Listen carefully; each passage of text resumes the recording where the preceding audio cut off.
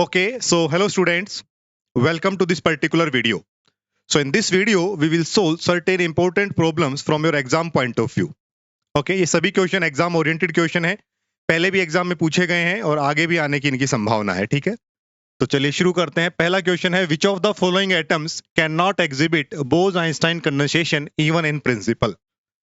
तो बोज Einstein condensation check करने से पहले हमें ये देखना पड़ेगा कि कौन सा बोज आइंस्टाइन स्टैटिस्टिक्स को फॉलो करता है और कौन नहीं करता है। तो जब भी एटम का केस होता है, जब भी हमें किसी एटम को चेक करना होता है, तो हमने डिस्कस भी किया हुआ है क्लासेस में, तो हमें number of electrons plus number of protons plus number of neutrons, इस सम को हमें देखना है कि अगर तो ये इवन है तो बोज आइंस्टाइन स्टैटिस्टिक्स को फॉलो करेगा, और अगर ये ओड आता है तो ये फर्मी डिराक को फॉलो करेगा। ये लॉजिक इस क्वेश्चन को सोल्व करने के लिए हम अप्लाई करेंगे। और नंबर ऑफ इलेक्ट्रॉन का जरूर ध्यान रखना इन केस ऑफ एटम। अगर आप नंबर ऑफ इलेक्ट्रॉन को ऐड नहीं करोगे, सिर्फ प्रोटॉन और न्यूट्रॉन को ऐड कर दोगे, तो आपका आंसर गलत हो जाएगा। चलिए पहला ऑप्शन चेक करते हैं। Option A is 1H1। तो यहाँ पे 1 proton is there, 1 electron is there, neutron कोई है नहीं, तो टोटल हो गया 2। 1 + 1 2 इवन है, तो ये तो बोज आइंस्टाइन स्टैटिस्टिक्स को फॉलो करेगा। ऑप्शन बी क्या है? That is 2H4।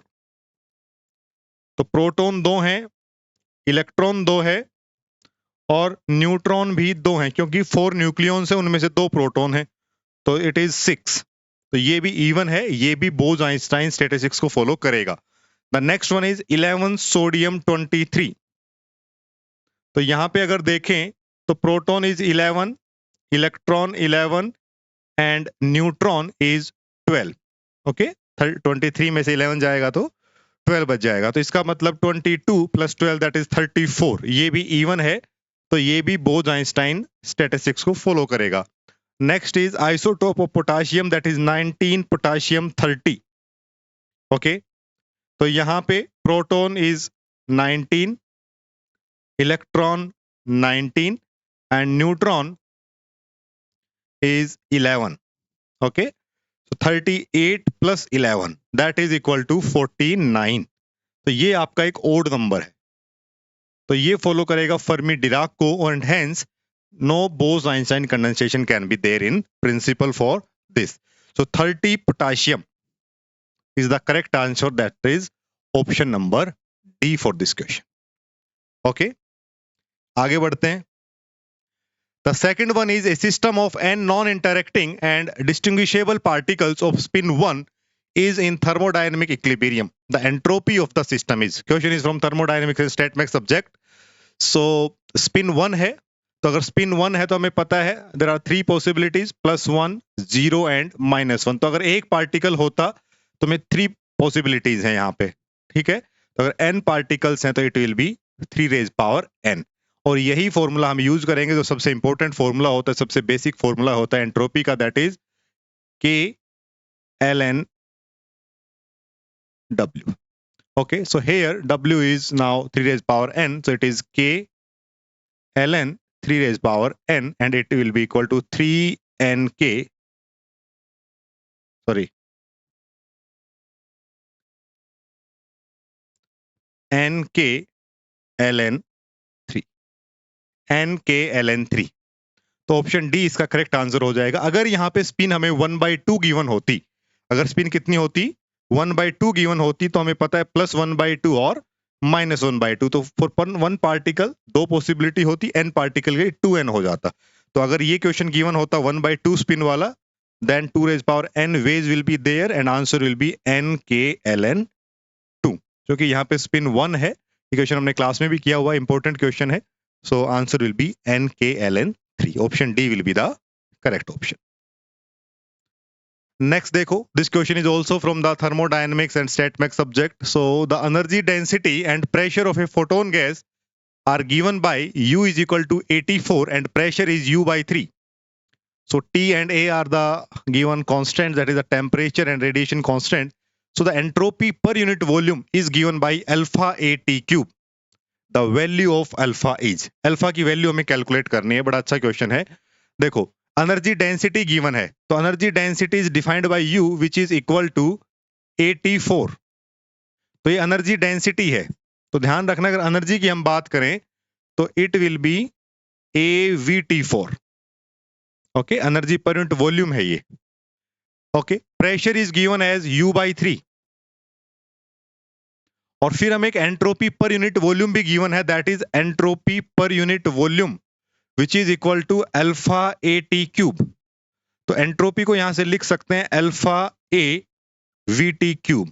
हमसे इस अल्फा की वैल्यू पूछी है, मतलब हमें एंट्रोपी की वैल्यू कैलकुलेट करनी पड़ेगी, और उस एंट्रोपी की वैल्यू से जो यहाँ पे कांस्टेंट आएगा वो वैल्यू अल्फा की होगी, irrespective of this term. Okay, तो ऐसे क्वेश्चंस को कैसे करते हैं? इनको करने का एक ही तरीका कि सबसे पहले आप थर्मोडायनेमिक रिलेशनशिप्स जो हैं उन पे एक बार जाएं और देखें कि कैसे हम इन पैरामीटर्स को यूज करके जो नॉन क्वांटिटी गिवन है उनको यूज करके अननोन क्वांटिटी को कैलकुलेट कर सकते हैं। तो सबसे पहला है that is the first law of thermodynamics, that is dq is equal to du plus dw।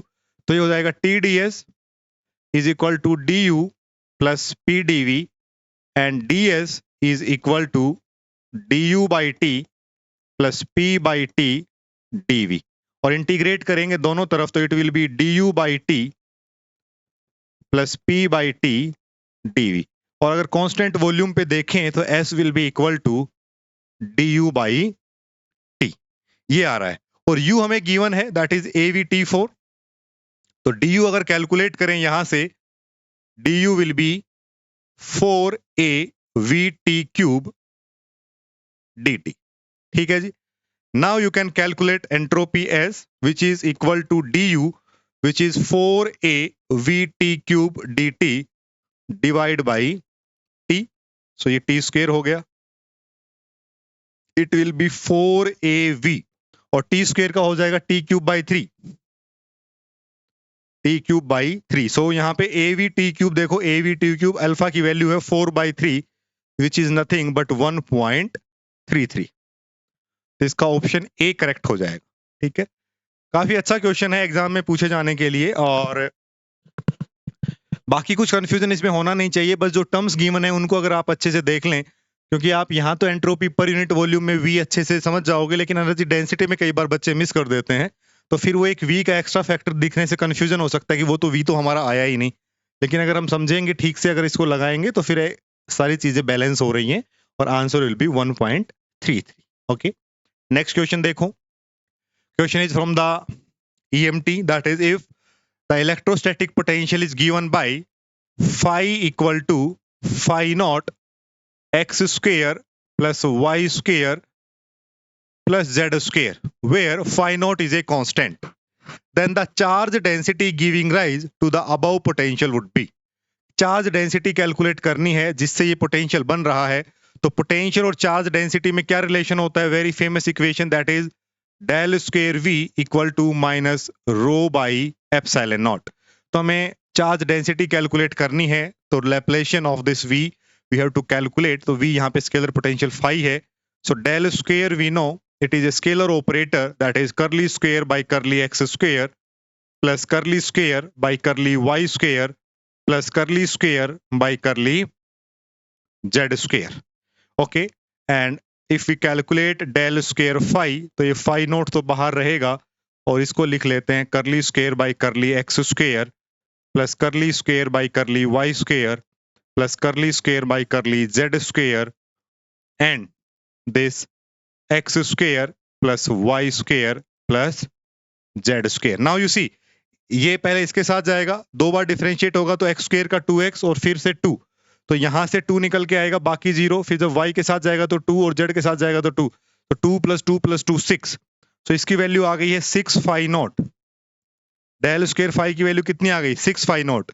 तो रो की वैल्यू कितनी होगी यहां से देखो, rho is equal to epsilon naught into 6 phi naught और एक minus sign additional, so answer will be -6 phi naught epsilon naught. ये आपके चार्ज डेंसिटी आ गई है -6 फाई नॉट एप्सिलॉन नॉट।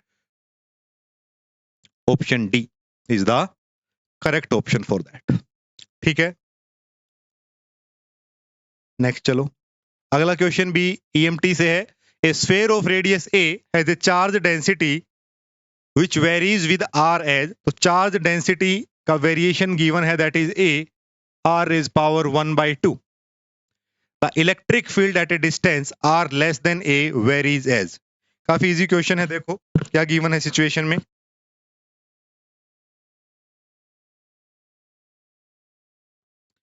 ठीक है, तो अगर इसकी रेडियस a गिवन है लेट अस से, तो हमें किसी डिस्टेंस r पर r लेस देन a पे हमें कैलकुलेट करनी है इलेक्ट्रिक फील्ड। तो कैसे कैलकुलेट करेंगे? Using the Gauss law, that is E dot dA is equal to, या तो इसको लिखूं Q enclosed upon epsilon naught, या फिर इसको लिखूं 1/एप्सिलॉन naught rho into d tau. तो यहां पे क्या करेंगे, एक इमेजिनरी गॉसियन सरफेस ड्रॉ करेंगे and E dot 4 pi r square radius of that Gaussian surface equal to 1/एप्सिलॉन। और डी टाउ में देखो रो जो है वो सिर्फ r का फंक्शन है, तो जो डी टाउ में वॉल्यूम एलिमेंट में जो sine theta D theta D phi आएगा वो 4 पाई होता है, वो बाहर आ जाएगा क्योंकि कोई चेंज उसमें नहीं होना है। और रो में एक a भी बाहर आएगा और it is simply r is power 1/2 and r square D R, भूलना नहीं इसको, r स्क्वायर डी आर। और रेडियस कहां से कहां जाएगी? 0 से r तक, सिर्फ यहां का हमें चार्ज इंक्लूड करना है। अगर आप 0 से a कर दोगे तो इसका मतलब जब आप इस फील्ड पॉइंट पे निकाल रहे हो फील्ड, तो आप बाहर का कंट्रीब्यूशन भी ले रहे हो जो कि सही नहीं है। सो आंसर में यहाँ पे 0 से r तक जाएगा, ठीक है, जहां तक रेडियस है हमारी। तो 4 पाई से 4 पाई चला जाएगा, E इज इक्वल टू a/एप्सिलॉन नॉट r स्क्वायर, ये इधर रहेगा, और ये हो गया r रेज पावर 5/2, और 5/2 का हो जाएगा r raise power 7/2 divide by 7/2। ठीक है, अभी हमें तो क्या देखना है, पूरी वैल्यू तो निकालनी नहीं है, वैसे पूरी वैल्यू भी यहाँ पे आ ही गई है, बट हमें चाहिए डिपेंडेंसी। तो डिपेंडेंसी के लिए E का डायरेक्टली प्रोपोर्शनल देखना है R पे, तो R रेज पावर 7/2 ये है और R रेज पावर -2 ये है। ठीक है, तो कितना हो जाएगा 7/2 -2, दैट विल बी 3/2। तो it will be directly proportional to R raise power 3/2। ये आपका ऑप्शन होगा, that is option C, R raise power 3/2। ठीक है जी, तो सभी क्वेश्चन जो डायरेक्ट पूछे जाने वाले क्वेश्चंस हैं ऐसे एग्जाम्स में जहां पे 1 मार्क क्वेश्चन 2 मार्क्स क्वेश्चन होते हैं और कम टाइम होता है, तो उसमें आपके कॉन्सेप्ट चेक ऐसे किए जाते हैं। ठीक है, next is the magnetic field associated with the electric field given as. So electric field हमें गिवन है, that is E equal to E0 sign of kz minus omega T J cap. देखो भाई, बी कैलकुलेट करना है, सबसे easy problem है, it is 1/c k cap cross E। ये formula होता है जब हमें E गिवन हो और B कैलकुलेट करना हो। नाउ k कैप क्या होगा, वो भी बिल्कुल आइडियल केस हमें गिवन है, that is kz minus omega T. और हमने क्लासेस में भी ये चीज डिस्कस की है कि kz माइनस ओमेगा टी हो तो k कैप कैसे देखेंगे, direct kz plus omega T को कैसे देखेंगे, omega T minus kz given हो तो कैसे देखेंगे, minus omega T minus kz given हो तो कैसे देखेंगे। तो इसको सोल्व करने की जरूरत नहीं होती, हम डायरेक्ट देख सकते हैं कि वेव किस डायरेक्शन में ट्रेवल कर रही है। यहाँ पे हम कहें तो वेव जो है वो जेड कैप में ट्रेवल करे, जेड डायरेक्शन में है, और जेड के भी पॉजिटिव जेड कैप में है, नेगेटिव जेड कैप में नहीं, पॉजिटिव जेड कैप में। ये इंपॉर्टेंट पॉइंट है। तो यहां से जो हमारा प्रोपगेशन यूनिट वेक्टर आया दैट इज जेड कैप, बस के कैप हमारा आ गया है, तो B is equal to 1/c के कैप क्रॉस ई। तो K cap Z cap cross J cap होगा, बाकी तो एज इट इज रहेगा ये E0 sign of kz minus omega T. अब आप देखोगे Z cap cross J cap करना है हमने, तो Z cap cross J cap का मतलब K cap cross J cap करेंगे, that will be I cap simply, so it will be I cap और माइनस साइन बाहर, Z cross Y cap, x cap Y cap Z cap, तो Z cross Y करेंगे that will be minus X cap. ये आपका answer होगा -1/c। पहले आई cap में देखो कौन कौन है, ए और बी, और उसमें से भी माइनस वाला कौन सा है, option A. So option A इसका करेक्ट हो जाएगा। ऐसे ही आपको अगर बी गिवन हो तो ई कैलकुलेट करना भी आना चाहिए, ठीक है। और ये डायरेक्शंस बड़ी इंपॉर्टेंट होती हैं। कई बार ये वाली फैक्टर्स दे देते के जेड प्लस ओमेगा टी, तो आप हमेशा उसको पॉजिटिव जेड कैप या पॉजिटिव जो भी डायरेक्शन दे रखी है उसमें नहीं ले सकते। यू शुड नो कि ये हम कैसे डिफाइन करते हैं about Z cap. Okay, so answer of this question is option A. Moving ahead, so the magnetic field in a region is B equal to beta T Z cap. The induced electric field due to this time varying magnetic field is given by. देखो वैसे तो ये question थोड़ा सा और detail इसको देनी चाहिए थी इस क्वेश्चन में कि किस रीजन में कैलकुलेट कर रहे हैं, किस ज्योमेट्री में कैलकुलेट कर रहे हैं, बट लेकिन ये क्वेश्चन पूछा हुआ भी है और ऐसे एग्जाम्स में जहां पे आपसे डायरेक्ट क्वेश्चन पूछे जाते हैं वहां पे ये अंडरस्टूड है कि ऐसा क्वेश्चन पूछा जा सकता है। ठीक है, तो उसको हम एक ऑब्वियस ज्योमेट्री के थ्रू ही सोल्व करेंगे। तो देखो B is given as beta T Z cap. Okay, induced electric field due to the time varying magnetic field, that is simply from the del cross E equal to minus curly B by curly T। अब चूंकि हमें E calculate करना है तो इसका integral form use करेंगे, that is E dot DL equal to minus curly B by curly T dot DA। So this will be E dot, अगर हम समझें कि magnetic field is in this Z cap direction, so E into 2 pi r equal to minus curly b by curly t, that is beta। और dA भी इसका क्या होगा, अगर b is in the z cap direction तो इस element का area will be in the z cap direction, that is अगर r रेडियस हमने मानी है तो पाई r square simply, so it will B pi r square. तो पाई से पाई चला जाएगा, एक r से एक r चला जाएगा। E की वैल्यू हो गई है माइनस बीटा r बाई 2। तो ये तो इसका मैग्नीट्यूड हो गया है। अगर डायरेक्शन की बात करें तो if B is in the z cap direction then E will take the phi cap direction।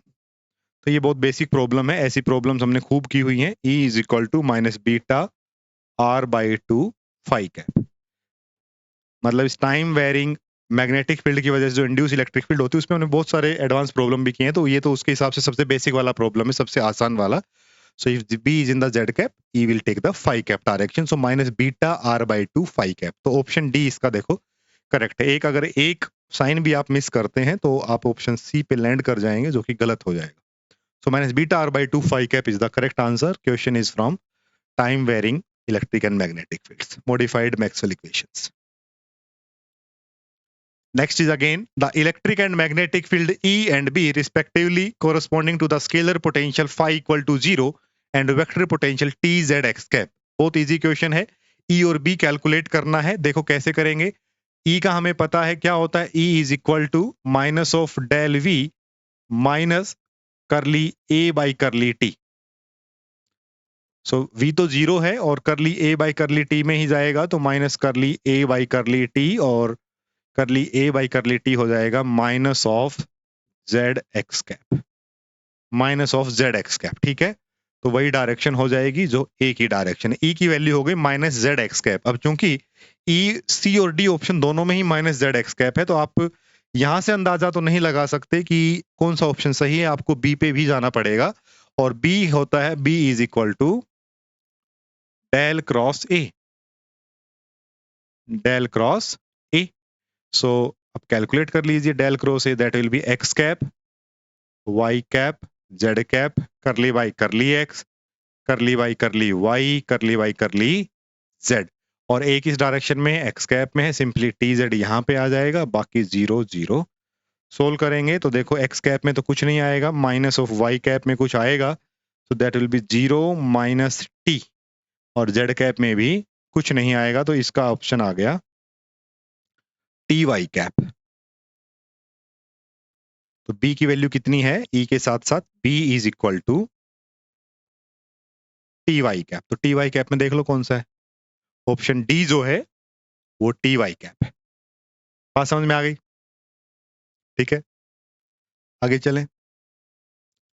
So this question is from atomic and molecular physics। How does the total angular quantum number J change when the transition from chromium 3d6 atom ionizes to 2+ state of 3d4 final state? Okay, तो आपको बताना है कि J की value कैसे change होगी। पहले 3d6 configuration है और फिर 3d4 है। ठीक है, तो देख लेते हैं पहले 3D6 में क्या होता है, और फिर 3D6 के बाद जब 3D4 में हम कैलकुलेट करते हैं तो जे की वैल्यू क्या आती है, वो हमें देखना है, क्या बढ़ी है कि घटी है कि सेम है कि क्या है। तो 3D6 में देखो कैसे रखेंगे, डायरेक्ट लगाते हैं इसको, 1 2 3 4 5 एंड 6, -2 -1 0 1 2। सो यहाँ पे जो एस मैक्स है वो कितना हो गया, S max is 2, L max is 2 and L max corresponding to this L max is 2। तो यहाँ पे जे की वैल्यू कितनी हो गई, 0 1 2 3 एंड 4। अब चूंकि मोर देन हाफ फील्ड है तो higher J will lie lower, तो इसका मतलब यहाँ की जो स्टेट हो गई, ग्राउंड स्टेट हो गई, वो 2s+1 दैट इज 5d4। इसका तो ग्राउंड स्टेट ये 5d4 का। हालांकि 3d6 और 3d4 जो टोटल नंबर ऑफ टर्म्स रहेंगी वो तो इनमें सेम ही रहेंगी, ठीक है। डिफरेंस आएगा कि ग्राउंड स्टेट पे टर्म कौन सी है, डिफरेंस उसमें आएगा, ठीक है। तो आपको यहां से अंदाजा लग ही गया होगा, यहां तक सब कुछ ठीक रहेगा। चाहे तो कैलकुलेट करके रख लो, नहीं तो आप डायरेक्ट भी कह सकते हो कि जब इसमें 4 आया था तो इसका 5d0 आएगा। बट एनीवे एक बार चेक भी कर लो। तो d4 है -2 -1 0 1 2 1 2 3 and 4, everything will be same. s max 2, ml max will be 2, l max corresponding to that will be 2, j is again 0 1 2 3 and 4, वो सेम ही रहना चाहिए था। 6 और d6 और d4 की सभी टर्म सेम होंगी यहाँ पे, लेकिन लेस देन हाफ फील्ड है तो इट विल बी 5d0, ठीक है। तो इस पार्ट को एग्जाम में करने की जरूरत नहीं है, मैंने समझा दिया है, बस जस्ट आप यहां से ही अंदाजा लगा सकते थे कि उसमें क्या होने वाला है। अब देखो यहाँ पे जे की वैल्यू 4 थी पहले, और जब ये स्टेट बनी है तो जे की वैल्यू 0 हो गई, पहले 4 थी अब 0 हो गई है, तो क्या हुआ, घट गई है, डिक्रीज बाई 4। तो answer will be decreased by 4, that is option B. Option B is the correct answer for this question. Clear है जी? चलो आगे देखो, ये क्वेश्चन भी एटॉमिक एंड मॉलिक्यूलर फिजिक्स से है। The magnitude of spin magnetic dipole movement of an electron in terms of Bohr magneton is. काफी इजी क्वेश्चन है, चलिए साथ साथ लगाइए इसको आप भी। So mu S is given by -2e/2m into S vector. अगर मैग्नीट्यूड की बात करें so simply mu S is equal to 2e/2m into s+1 H cut. Electron है, इलेक्ट्रॉन के लिए एस की वैल्यू 1/2 होगी, तो it will B 2 EH/4πm। H cut को मैंने h/2 लिख दिया है, and it will B 1/2 into 3/2। So it will B, इस 2 से ये 2 चला जाएगा, ये हो गया √3, और EH/4πm is nothing but Bohr magneton. तो इसका वैल्यू कितना आ गया, √3 ऑफ म्यू बी। देखो √3 mu B, option B is the correct answer for this, option B, ठीक है। नेक्स्ट देखो, अच्छा ये क्वेश्चन बड़ा इंपॉर्टेंट है और आपने देखा होगा लगभग लगभग हर एग्जाम में, ऐसे स्क्रीनिंग एग्जाम हो, कोई डायरेक्ट जो आपके जॉब ओरिएंटेड एग्जाम होते हैं उनमें ये क्वेश्चन आता है, और ये सबको लगता है कि हो जाएगा, और हो भी जाता है, लेकिन ये टाइम टेकिंग है। तो इस क्वेश्चन की स्मार्ट चॉइस यही होती है कि या तो आपके पास टाइम है तब इसको करो, नहीं तो इसके बदले कुछ और क्वेश्चंस कर लो उस टाइम विंडो में, क्योंकि इसमें कैलकुलेशन होती है। ये तो होता है कि कॉन्सेप्ट पता है, कैलकुलेशन थोड़ी सी डिफिकल्ट होती है, उसमें टाइम लग जाता है, और अगर थोड़ी गलती हो गई तो फिर ऑप्शन भी मैच नहीं करते हैं, तो और भी फिर प्रॉब्लम रहती है। तो इस क्वेश्चन पे थोड़ा ध्यान रखना जब भी एग्जाम में आए, तो अगर तो टाइम है तो गो फॉर इट, नहीं तो फिर इसके बदले में कुछ और क्वेश्चन भी कर सकते हो, क्योंकि यहाँ पे हमेशा ही ऐसा ही क्वेश्चन मिलता है कि कोई एक पैरामीटर मिसिंग मिलेगा लास्ट में। देखो, in a normal Zeeman effect experiment spectral splitting of a line at 5000 angstrom is to be observed. The spectrometer has a resolution of this. तो डेल्टा लैम्डा आपको गिवन है 1.1 इंटू 10⁻³ एंगस्ट्रॉम, ठीक है। Minimum magnetic field needed is, B की value calculate करनी इस बार, किसकी, B की। तो हमें पता है डेल म्यू क्या होता है, इट इज EB/4πm।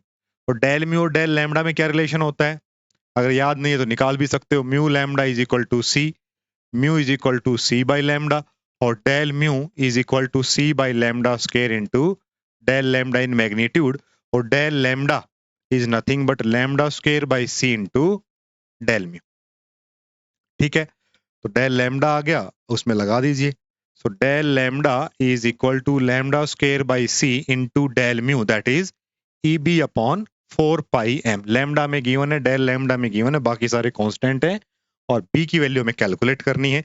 तो B is nothing but del lambda into 4 pi m into c, इधर चला जाएगा, और लैम्डा स्क्वायर बाई ई इधर आ जाएगा। ऐसे होगा ना, ये इधर चला जाएगा और ये इधर आ जाएगा। तो अब यहाँ पे देखो डेल लैम्डा की वैल्यू क्या है भाई, 1.1 इंटू 10⁻³ 4 इन, अच्छा एंगस्ट्रॉम में है तो यहाँ पे एक 10⁻10 भी लगेगा। 4 into 3.14 into 9.1 into 10⁻31 into C, that is 3 into 10⁸ divide by lambda square, that is 5000 का स्क्वायर। एंगस्ट्रॉम है तो 10⁻10 into 10⁻10 into E, that is 1.6 into 10⁻19। देखो ये क्वेश्चन, ये कैलकुलेशन हमें सोल्व करनी पड़ेगी। तो ये इसी के मैं बारे में बात कर रहा था कि अगर कई बार क्या होता है कि आपको लैम्डा पूछ लेता है, बी की वैल्यू दे देता है, तो इन सर्टेन केसेस ऐसी कैलकुलेशन आ जाती है, तो बी अवेयर ऑफ दैट। सो इसको जब सोल्व करेंगे तो यू विल सी इसका जो करेक्ट आंसर होगा that will be 9.42 milli tesla. आप चेक कर लेना, 9.42 milli tesla, that is option A is the correct option for that question. ठीक है, so question is from the Zeeman effect, that is normal Zeeman effect. आगे बढ़ते हैं। ये तो काफी स्ट्रेट फॉरवर्ड डायरेक्ट डेफिनेशन से क्वेश्चन है। In the Stern Gerlach experiment, as atoms moving along the x direction enters in the region between magnetic poles, the magnetic field must be. तो ये पता होगा कि मैग्नेटिक फील्ड, जब भी इस एक्सपेरिमेंट की हम बात करते हैं तो magnetic field is inhomogeneous, it is having a gradient in the perpendicular direction to the direction of beam passing. Okay, तो बीम अगर एक्स डायरेक्शन में जा रही है तो it will have a gradient in the perpendicular direction, changing magnetic field, inhomogeneous magnetic field simply.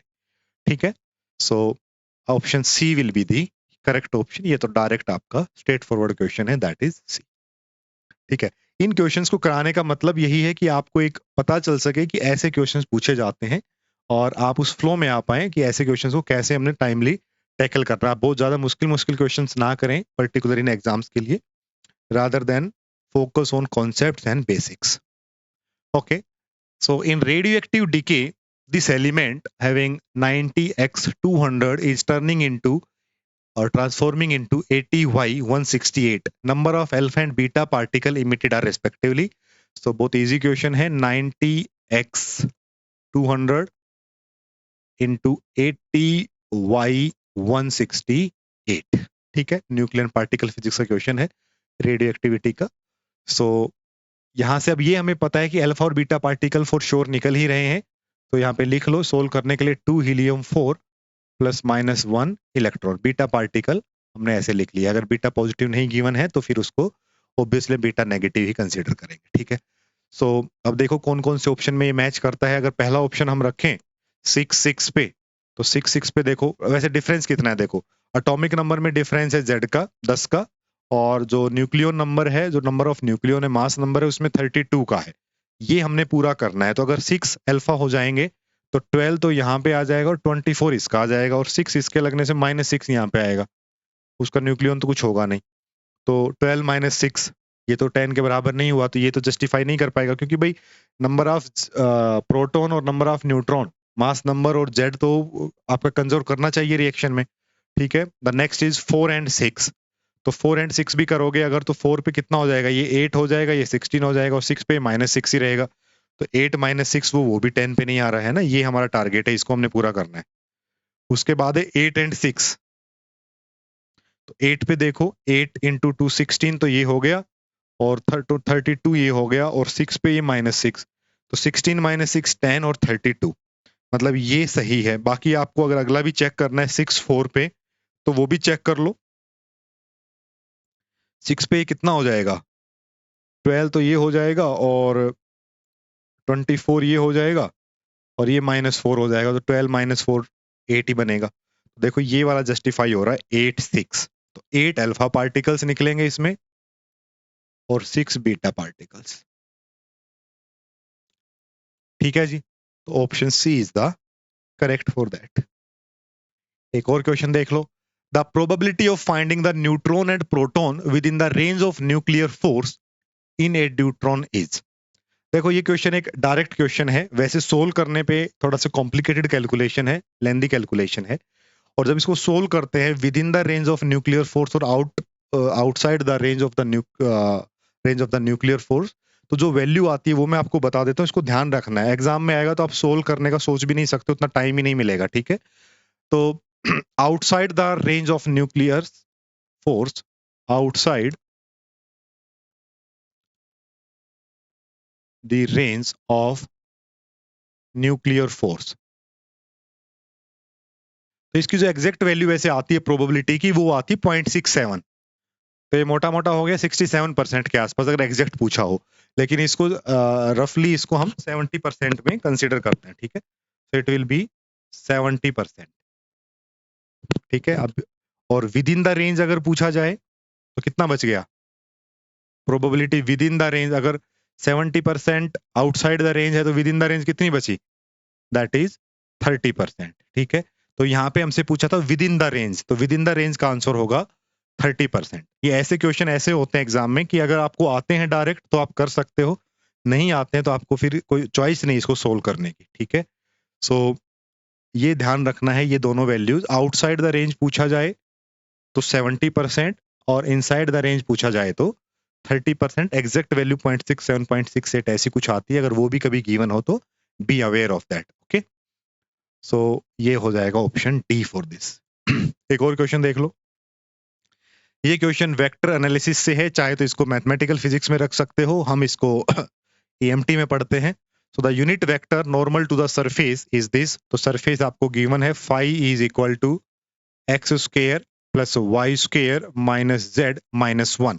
Unit normal निकालना है तो उसके लिए ग्रेडियंट लेंगे, that is del of phi which is equal to curly by curly X X cap plus curly by curly Y Y cap plus curly by curly Z Z cap, और phi इसके साथ यहाँ पे आ जाएगा X square plus Y square plus minus Z minus 1। ठीक है, एक बार ये सारा उठ के इसके साथ आएगा, तो x तो हो जाएगा 2x एक्स कैप,